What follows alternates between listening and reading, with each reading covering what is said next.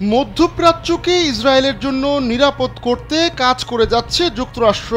এরই অংশ হিসেবে ওয়াশিংটন আরব মুসলিম দেশগুলোর সঙ্গে ইসরায়েলের বন্ধুত্ব নিয়ে প্রচেষ্টা অব্যাহত রেখেছে।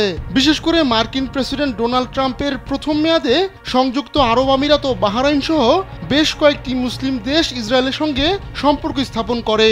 এরপর থেকে ইসরায়েলকে স্বীকৃতির বিষয়টি এক অর্থে থমকে আছে।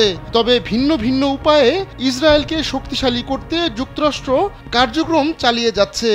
এরই অংশ হিসেবে ইসরায়েলের উপস্থিতি থাকা আব্রাহাম আঞ্চলিক জোটে যোগ দিতে মিশরকে চাপ দিচ্ছে যুক্তরাষ্ট্র। এটি একটি অনানুষ্ঠানিক অর্থনৈতিক ও নিরাপত্তা জোট। দ্য নিউ আরবের আরবি ভাষার ওয়েবসাইট আল আরাবি আল জাদিদকে নাম প্রকাশে অনিচ্ছুক সূত্র জানিয়েছে, ওয়াশিংটনের কাছ থেকে সরাসরি বার্তা পেয়েছে কায়রো।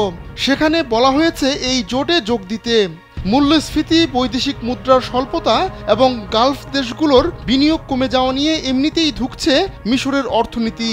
তাই আমেরিকার এমন চাপ সইবার ক্ষমতা নেই দেশটির, এমনটাই মনে করছেন বিশ্লেষকরা।